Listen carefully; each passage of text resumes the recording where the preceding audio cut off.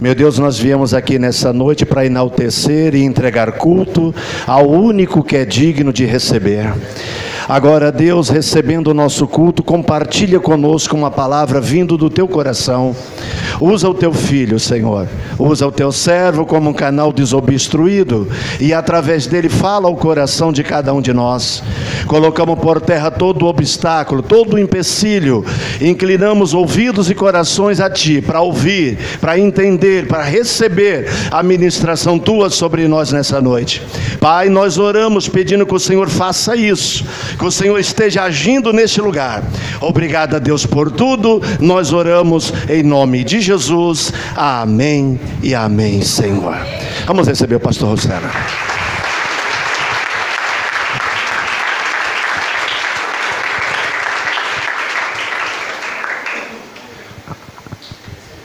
Minhas irmãs, meus irmãos, meus amigos, a paz do Senhor Jesus seja com vocês. Amém. Quero pedir que tenham, por favor, a bondade de sentar-se.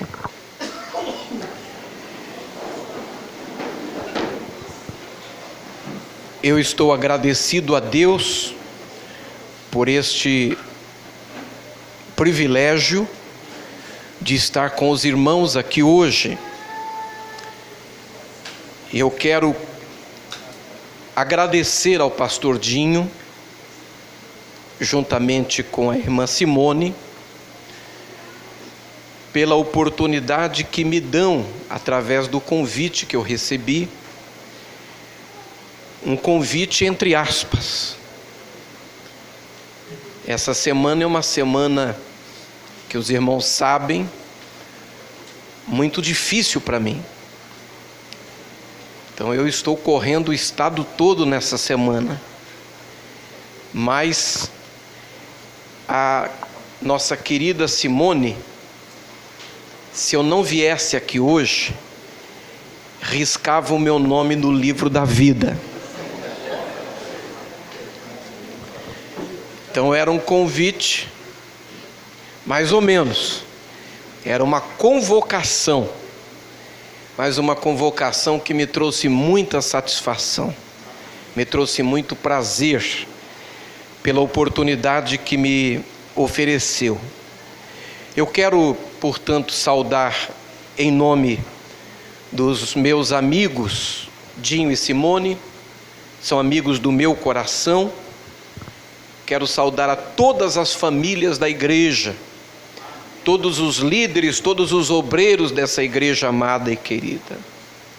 Eu quero cumprimentar também, meus irmãos, o pastor Luiz Fernandes Bergamin, que está entre nós, através do pastor José Raimundo, superintendente das igrejas do Brasil para Cristo aqui na Baixada Santista.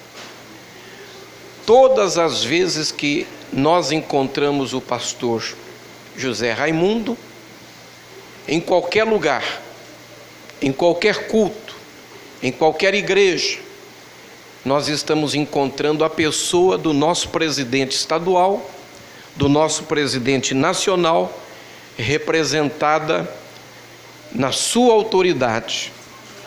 Reverendo Raimundo e a irmã Ruth também são meus amigos. Eles são amigos da minha família. Eu sou amigo desta família. Eles são também da minha casa. E eu também sou da casa deles, assim como da casa do Dinho e da Simone. Então é sempre um privilégio estar perto do irmão. Esses dias eu tive a oportunidade de estar lá no Jockey. Eu fui muito abençoado. Eu fui muito feliz no tempo que estive ali. E saí com lembranças marcantes daquela noite, daquele tempo. Na pessoa do pastor José Raimundo, da irmã Ruth, eu quero louvar a Deus por toda a liderança da nossa Baixada Santista. E o trabalho magnífico, o trabalho sério que vocês têm feito aqui para o Senhor. Quero cumprimentar, eu vou, tomara que eu não esqueça de falar de ninguém, mas eu quero cumprimentar o presbítero Brás, presbítero Paulo, presbítero Aguinaldo, presbítero Paulo também de Vila Mariana, pastor Elias. Quero cumprimentar o querido Jácono. Quero cumprimentar também o pastor Elias, da nossa amada igreja em Mongaguá. Eu quero compartilhar uma palavra com vocês esta noite. Quero pedir que a Celina fique rapidinho em pé.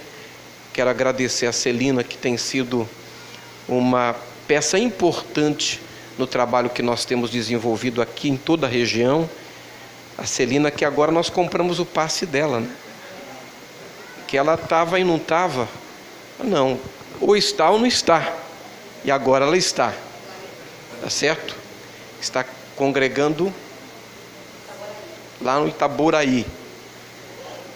Obrigado, Celina. Meus queridos irmãos, vamos abrir a Bíblia Sagrada.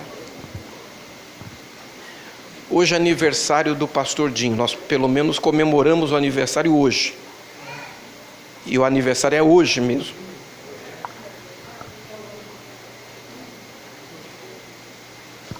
Então eu estou muito alegre e nós queremos desejar que as bênçãos de Deus sejam sobre a vida do pastor Dinho e cada ano ele esteja melhor do que o ano anterior, tá certo?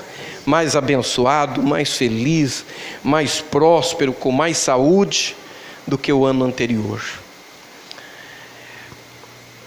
Evangelho de Jesus segundo São Lucas, capítulo de número 7.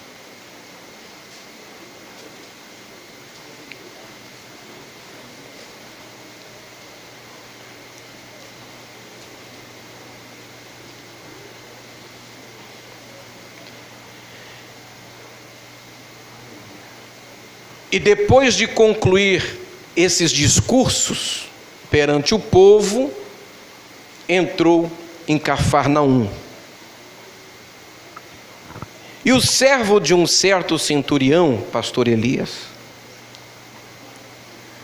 a quem este muito estimava, e estava doente e moribundo, e quando ouviu falar de Jesus, enviou-lhe uns anciãos dos judeus, rogando-lhe que viesse curar o seu servo.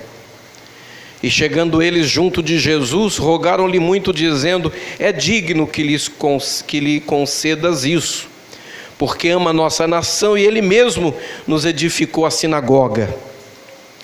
E foi Jesus com eles, mas quando já estava, meu Deus do céu, quando estava perto da casa, enviou-lhe o centurião uns amigos, dizendo-lhe: Senhor, não te incomodes, porque não sou digno de que entres debaixo do meu telhado. E por isso nem ainda me julguei digno de ter contigo. Dize, porém, uma palavra, e o meu criado sarará. Porque também eu sou homem sujeito à autoridade, tenho soldados sob o meu poder, e digo a este: vai, e ele vai, a outro: vem, e ele vem, e ao meu servo: faz isso, e ele o faz.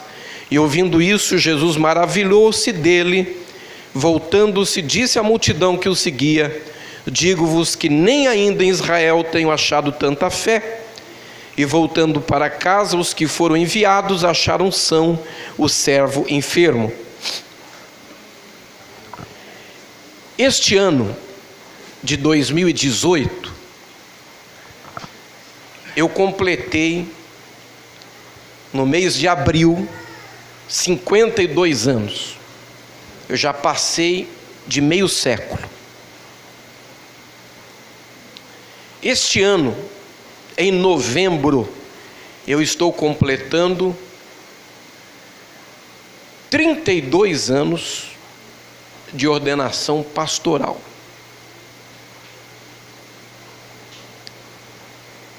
Este ano, no início do ano, eu completei 46 anos como pregador do Evangelho.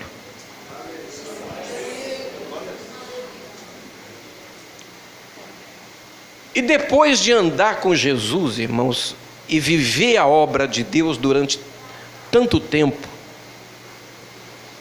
Chega um determinado momento, e eu sei que o pastor José Raimundo também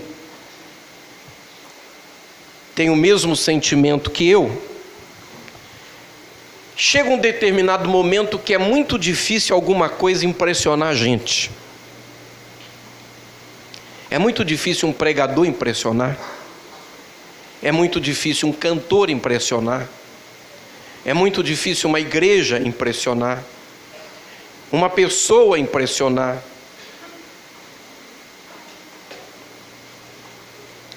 A gente vai vivendo fases na vida.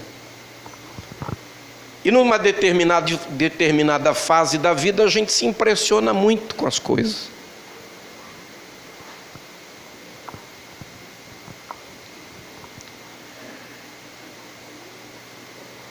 Mas há determinadas pessoas que impressionam. Elas têm conteúdo. Há determinadas situações que impressionam porque são situações efetivamente importantes, mas não é fácil. Por que eu estou dizendo isso? Porque se eu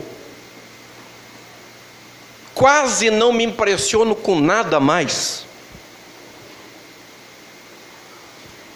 imagina, pastor Dinho, quando eu estou falando de Jesus, e Jesus é o assunto aqui dessa noite. Estou falando dele. Jesus, é muito difícil impressionar Jesus. Não é qualquer pregação que impressiona Jesus, não é qualquer pregador que impressiona Jesus. Os fariseus passavam, irmãos, um estreito na mão de Jesus. Eles chegavam num determinado lugar e eles, quando chegavam, eles eram celebrados. Todo mundo se impressionava com eles e Jesus olhava: vocês são hipócritas, sepulcro caiado. Jesus não era fácil.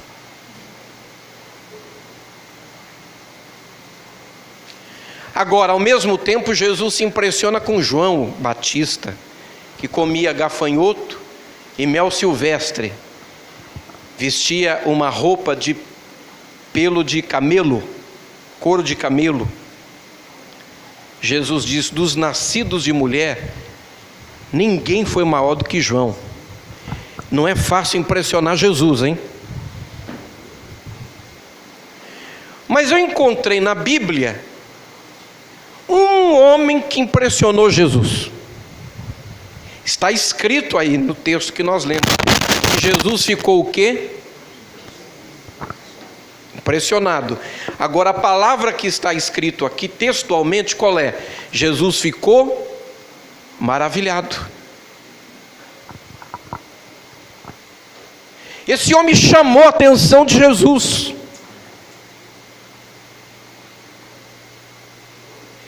Eu fiquei pensando, o que esse homem tem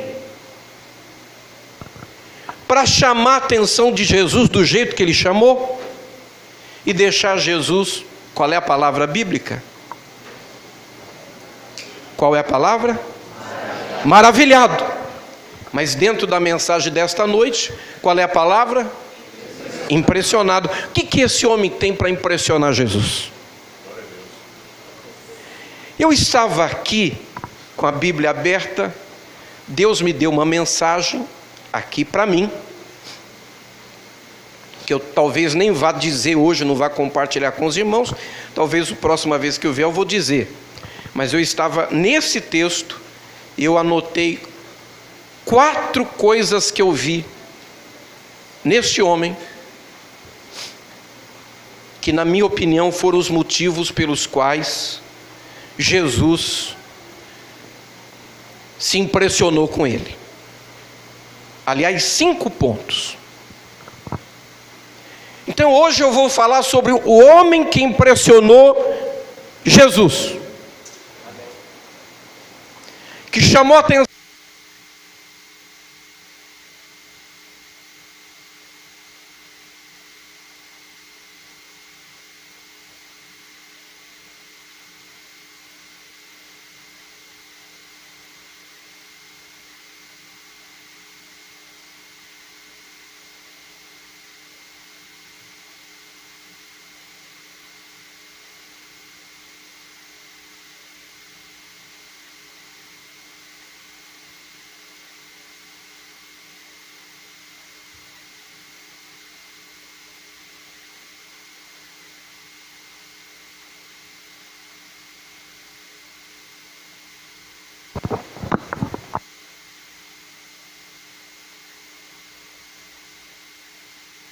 Som.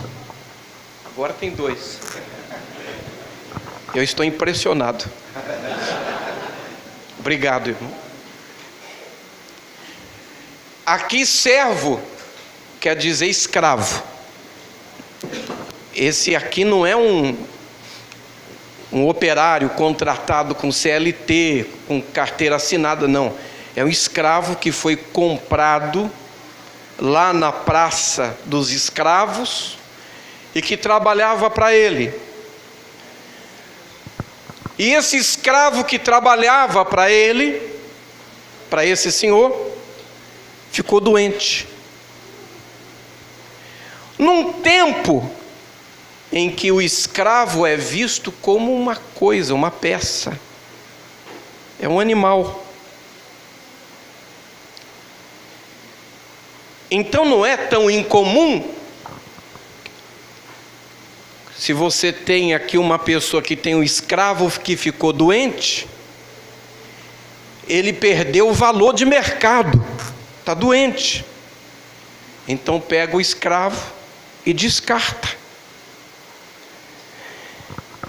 Mas este senhor, a primeira coisa que chama a atenção dele, que chama a atenção de Jesus para ele, é que ele tinha um coração bom.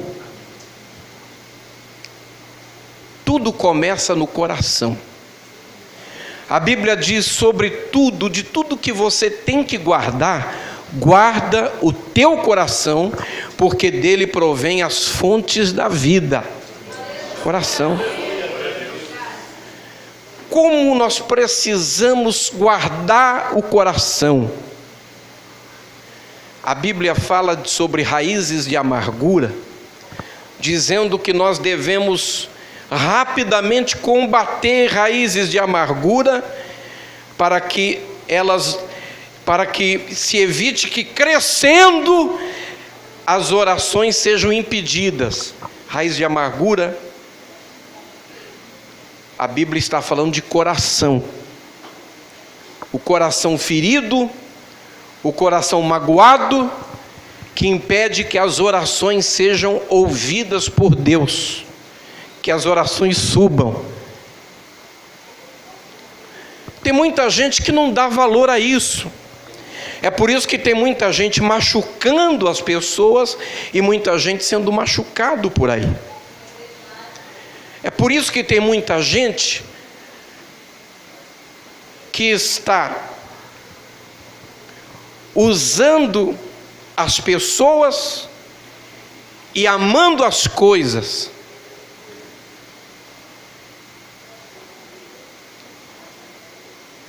quando deveria ser o contrário. Coisas são para serem usadas e pessoas para serem amadas. Coração. Isso que eu estou falando é tão sério. Eu me lembro de uma oportunidade. Eu não perguntei para o senhor quanto tempo que eu tenho para pregar, mas é festa, eu posso pregar menos hoje, né? Então eu não vou me estender muito. Mas eu estava fazendo uma série de reuniões especiais em Curitiba. Olha só, sobre o coração. Por que a gente tem que manter o coração saudável? Emocionalmente saudável. Todas as segundas-feiras, durante um período, eu fui a Curitiba fazer um grande trabalho de cura e libertação. E me foi apresentada no final do culto, de um culto, uma senhora que estava com câncer. E essa senhora estava com os dias contados. Estava com os dias contados. Então eu estava ungindo as pessoas, havia uma fila para receber oração. E quando eu fui ungir aquela senhora, o Espírito Santo falou comigo. Ele disse assim: não adianta ungir, ela vai morrer.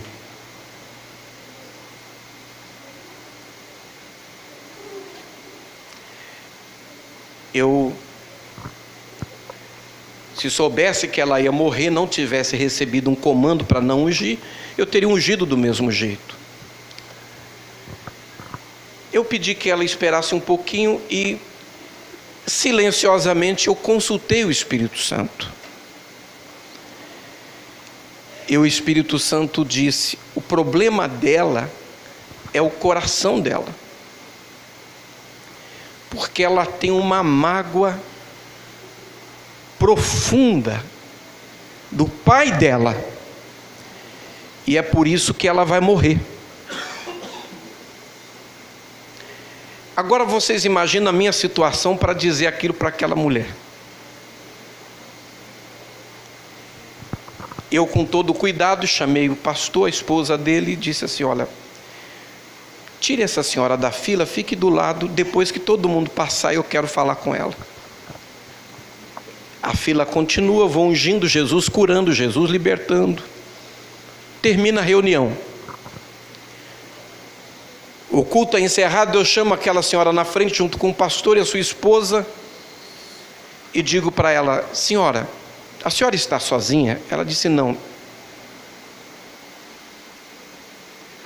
Tinha uma sobrinha dela que veio e ficou junto com ela. Disse: olha, eu ia ungir a senhora, o Espírito Santo mandou não ungir porque a senhora vai morrer.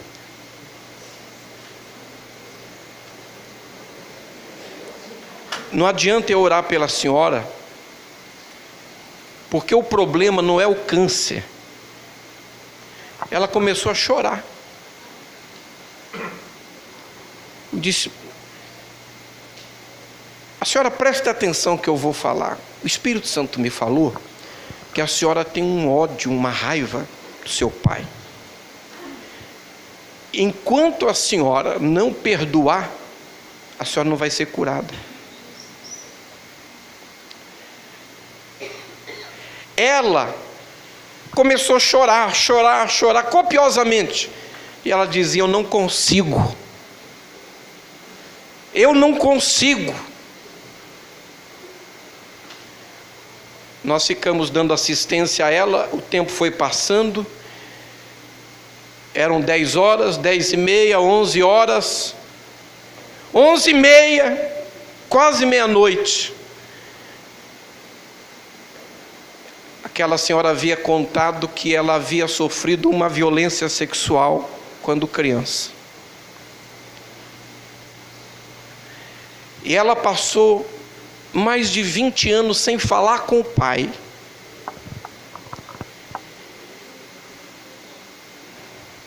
E o pai se converteu, foi para a igreja. Ela se converteu e não falava com ele. O dia que ele morreu, ela ficou do lado do caixão em pé, não conseguiu derramar uma lágrima. Ela tinha ódio, raiva, estava seca. Mas ela, no fundo, ela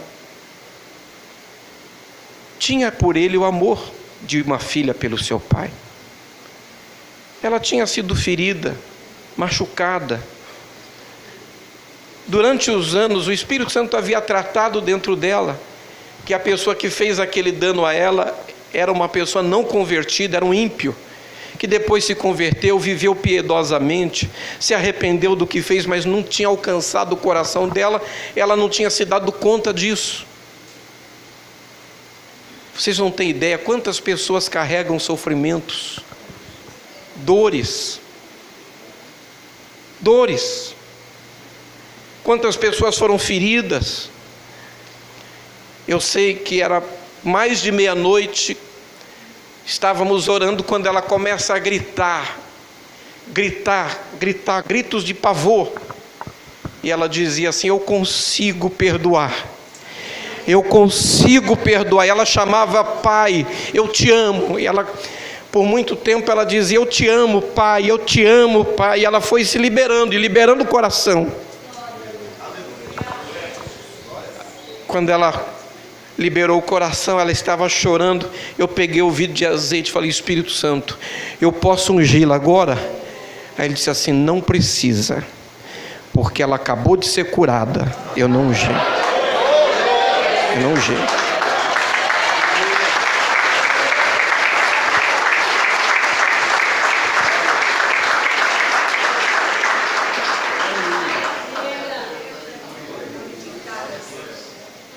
Anos depois eu voltei na mesma igreja. E uma irmã se encontra comigo, pessoa que eu nunca tinha visto na vida, e faz aquela pergunta que nem um crente devia fazer para a gente: o senhor lembra de mim? Ninguém, irmão, não se faz uma pergunta assim. Aí eu já sei que se disser lembro, ela vai falar assim: de onde? Aí fica pior. Aí, mano, não estou lembrando. Mas eu não lembraria mesmo. Ela disse: eu sou aquela pessoa daquela noite que aconteceu isso. Ela tinha sido curada, mas aquela noite eu orei por uma pessoa idosa, chupada, sofrida, e agora era uma jovem senhora, bonita, pele bonita, cabelo bonito, cheia de vida, cheia de alegria, o casamento feliz, abençoado. Que coisa séria o coração. Nós precisamos todos os dias pedir a Deus que limpe o nosso coração, que nos ajude a ter um coração saudável, um coração bom. Primeira coisa que chama a atenção de Jesus nesse homem é que ele tem um coração bom. A vida talvez não foi fácil para ele. Ele era um centurião, estava longe da sua terra, mas ele tinha essa bondade. Ele olhava para o servo, que era pessoa, o escravo dele era pessoa, não era coisa, e ele tratava a pessoa como pessoa, coisa como coisa. E quando o servo dele ficou doente, ele desejou muito de todo o coração que o seu servo ficasse curado, ficasse bem. Então, nessa sociedade onde o servo é descartável, Jesus se impressiona com um homem para quem as pessoas não são descartáveis. Um homem que tem um coração bom. Guarda isso. Primeiro, coração bom. Segundo, olha que incrível, o valor que ele dava à construção de relacionamentos, a visão horizontal que ele tinha de tratar as pessoas com todo o valor, com todo o respeito, tratar as pessoas com toda a humanidade, cultivar relacionamentos. Olha o que acontece no versículo 3: quando ele ouve falar de Jesus, enviou anciãos dos judeus, príncipes dos judeus, que foram a Jesus interceder por um romano, e disseram para Jesus: por favor, Jesus, rogai isso. Pediram: por favor, Jesus, tenha dó, Jesus, cura o servo dele que está doente e moribundo. E eles disseram: ele é digno de que o Senhor conceda isso, porque ele ama a nossa nação e ele mesmo nos edificou a sinagoga. Olha só, o sujeito, ele é estrangeiro, ele é autoridade na cidade, a autoridade máxima na cidade é o centurião, então ele é o prefeito da cidade, mas ele chega na cidade e ele ama a nação, ele ama Israel. Olha só, a bênção para quem ama Israel: abençoarei aqueles que te abençoarem. Eles estão dando testemunho dele, ele ama a nossa nação, por isso ele merece ser atendido, ele merece ser abençoado. E ele mesmo, do bolso dele, construiu para a gente a nossa sinagoga, o nosso templo. Isso chama atenção em Jesus, porque você está diante de um homem que não é egoísta, um homem que é estrangeiro, mas é amigo de Israel. E além de ser amigo de Israel, ele investe na igreja.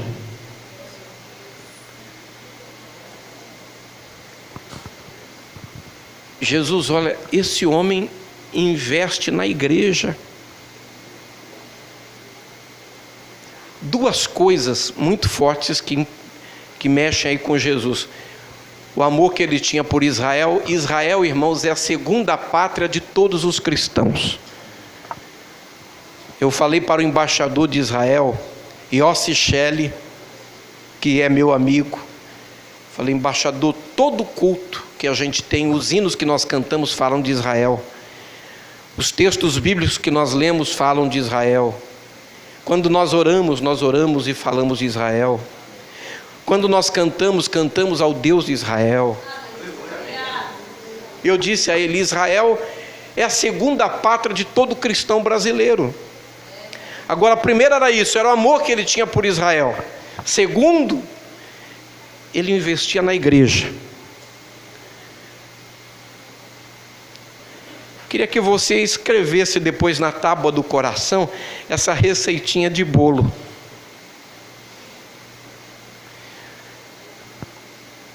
Terceiro, o valor que ele dava à amizade. Impressionante. Eu vi aqui uma coisa nesse texto que eu não tinha visto antes. Deixa eu mostrar para vocês. E foi Jesus com eles quem? Com os anciãos dos judeus, porque não dava para não atender o apelo deles. Mas quando já estava perto da casa, olha o que aconteceu. Pode ler comigo se a sua Bíblia está aberta. Enviou-lhe o centurião o quê? Uns amigos. Uns o quê? Amigos.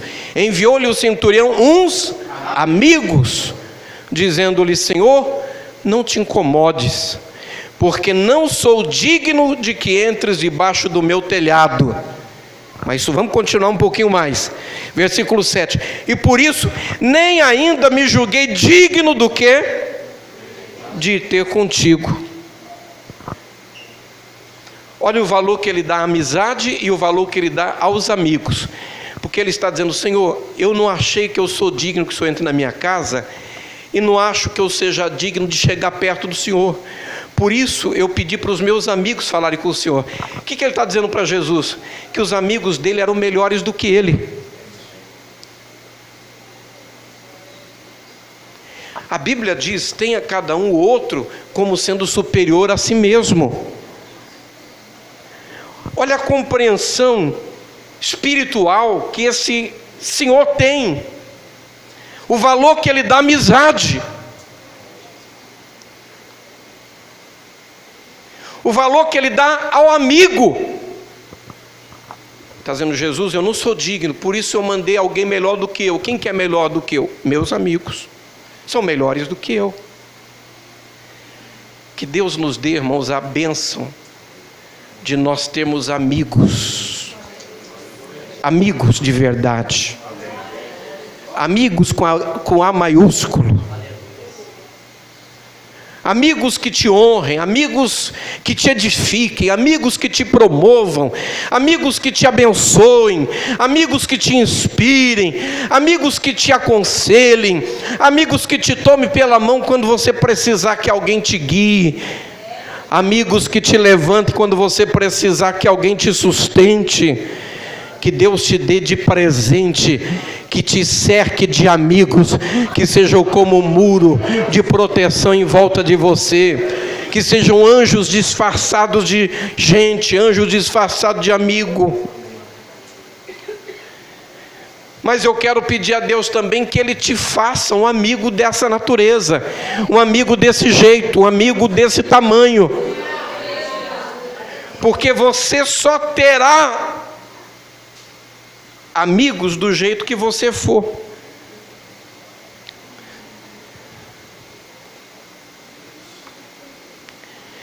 Esse Senhor dava tanto valor à amizade aos amigos que ele disse, os meus amigos são melhores do que eu. Então eles têm mais condições de chegar perto de Jesus do que eu. Jesus ficou impressionado, porque Jesus entende de amigo como ninguém. A Bíblia diz que Jesus era amigo de Lázaro. E quando Lázaro fica doente, Jesus Jesus é chamado para ir até a casa dele e Jesus não vai. Ele morre, Jesus chama os discípulos, vai. Quando chega lá, Jesus não suporta a emoção de saber que o amigo tinha morrido e também de trazer o amigo de volta. A Bíblia diz que Jesus chora e as pessoas da cidade dizem assim: está vendo como ele amava? Amigo. Depois de andar 3 anos com os discípulos, Jesus falou: agora vocês não são mais servos, tá bom? Vocês são amigos, meus amigos. Porque o amigo sabe o que o outro amigo faz. Deus é assim também. Depois de andar com Abraão, quantos anos? 25 anos. Deus falou para Abraão: agora você é meu amigo. Não, 25 não, 45 anos. Com 75 eles começaram a andar juntos. Com 100 Abraão foi pai. 20 anos depois ele vai para o Moriá, 45 anos para chamar ele de amigo. Agora eu sei que você é meu amigo. Hoje assim, a gente conhece a pessoa agora, já fala: meu amigo. Já faz uma foto, né? Lá passa no Facebook, lá no Instagram, faz uma selfie, meu amigo.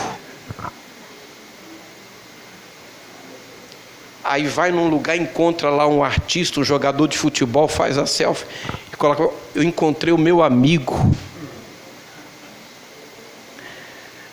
Deus andou 45 anos com Abraão, aí falou: agora é meu amigo. Só que depois que Deus fala meu amigo, aí acabou.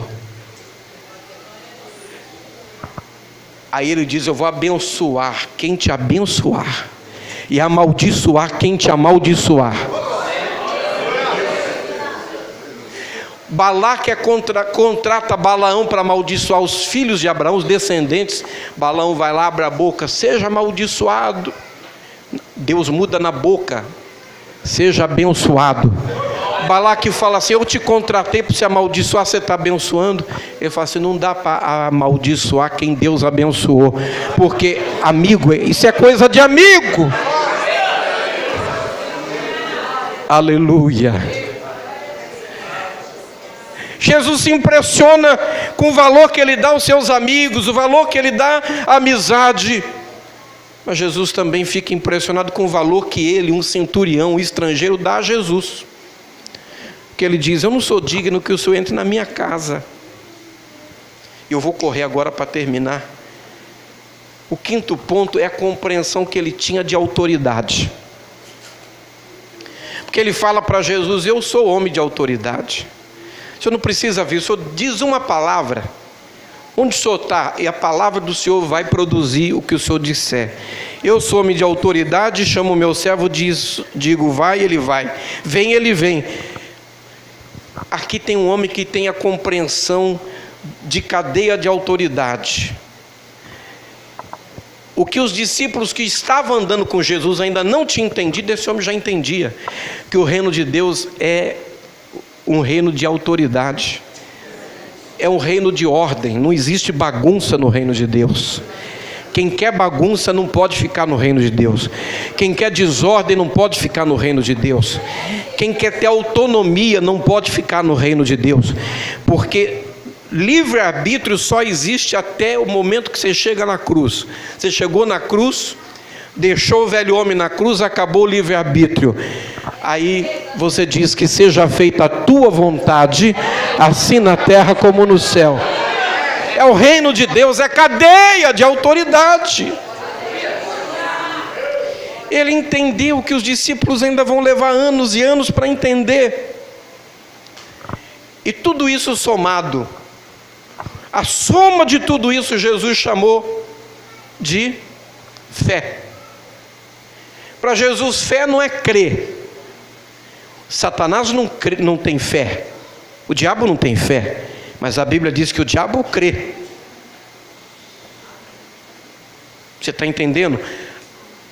Satanás não tem fé, mas a Bíblia diz que ele crê e ele estremece.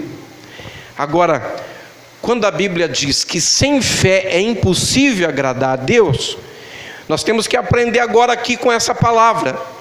Jesus está dizendo que a fé é uma soma de várias coisas. Primeiro, é a soma de um coração transformado. É ter dentro do peito o coração de Deus, o coração de Jesus. Tenham de vós o mesmo sentimento que houve em Cristo Jesus. É a soma daquela pessoa que faz com que a fé produza frutos, porque a fé sem obras é morta. Então é o fruto. Qual é o fruto? É uma vida frutífera, é uma vida que frutifica em relacionamentos, é uma vida que te leva a ter uma visão horizontal, a investir no horizonte, naqueles que te cercam. É o valor que se dá, a compreensão que se tem da amizade, de que pessoas são pessoas e coisas são coisas. É dar valor a Jesus, é reconhecê-lo como sendo o mais importante da nossa vida, o Senhor da nossa alma, o Senhor da nossa história, o eixo da nossa casa, o centro da igreja. É a compreensão de autoridade, e que porque existe uma cadeia de autoridade, a palavra liberada, ela produz aquilo para o qual ela foi destinada. A soma de tudo isso, Jesus disse que é fé. E Jesus disse: em todo Israel eu não achei tanta fé, eu não achei essas coisas todas somadas, eu não achei isso tão completo. E qual foi o resultado? Jesus não orou, Jesus não falou nada, mas a atitude dele desencadeou a resposta do céu à necessidade que ele tinha dentro de casa. Quando os amigos dele saíram de perto de Jesus e foram levar para ele a informação de que já tinham levado a mensagem para Jesus, quando chegaram lá, aquele escravo que estava deitado na cama com febre, estava fora já, restabelecido, curado, e havia alegria naquela casa. Pastor, qual é a mensagem desta noite? A mensagem, irmãos, desta noite é a seguinte: se você tiver fé, Jesus disse, o tamanho de um grão de mostarda, você dirá a um monte: afasta-te daqui, lança-te ao mar, e ele te obedecerá. O que é a fé? É o conjunto disso tudo. Começa no coração e termina na compreensão, na submissão à autoridade de Deus. Eu quero hoje que Deus nos ajude, que Deus nos abençoe, para que nós, assim como o centurião de Cafarnaum, nós possamos ter um coração de Jesus, um coração bom. Que Deus nos abençoe com um coração cheio de bondade, livre de amarguras, livre de mágoas, livre de ranços. Em segundo lugar, que o Senhor nos dê a graça de termos uma lavoura horizontal e nós valorizarmos as pessoas que estão perto de nós. Às vezes nós conseguimos olhar para quem está lá na Índia, mas não conseguimos enxergar quem está perto. Então vamos pedir que Deus nos dê olhos, que coloque colírio nos nossos olhos, para nós enxergarmos quem está perto, e que as pessoas que estão perto de nós e se relacionam conosco se sintam especiais, se sintam valorizadas, importantes. Que Ele nos dê amigos e que Ele nos faça amigos, que Ele nos ensine a darmos a Jesus o devido valor, o valor que Ele tem, que nós possamos reconhecer em Jesus exatamente quem Ele é, e que pela nossa submissão à vontade de Deus, nós possamos experimentar o resultado da prática da nossa fé, e que Ele possa conceder a cada um de vocês, meus irmãos, a cada família, a cada lar, a cada casa, a cada cada moça, cada criança, cada jovem, a cada pai de família, a cada mãe de família, aquele sonho que você acalenta no coração, o motivo de oração que você traz diante do altar. No caso do centurião, o seu objetivo é que o seu criado fosse sarado, mas talvez o seu motivo seja outro, talvez a sua demanda seja outra, talvez a sua grito, o seu clamor seja outro, mas para Jesus, curar o servo do centurião, ou ressuscitar o amigo Lázaro, para Jesus, andar em cima da água, ou multiplicar os pães e peixes, ou ressuscitar o filho da viúva, ou abraçar Zaqueu,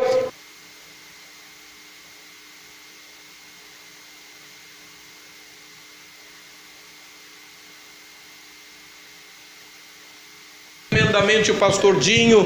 Que Deus abençoe a sua vida, a sua família, a sua casa, o seu ministério, esta linda igreja. Que Deus abençoe a nossa obra aqui na Baixada Santista e que Ele continue derramando sobre cada um de vocês toda sorte de bênçãos e de paz, em nome de Jesus, amém.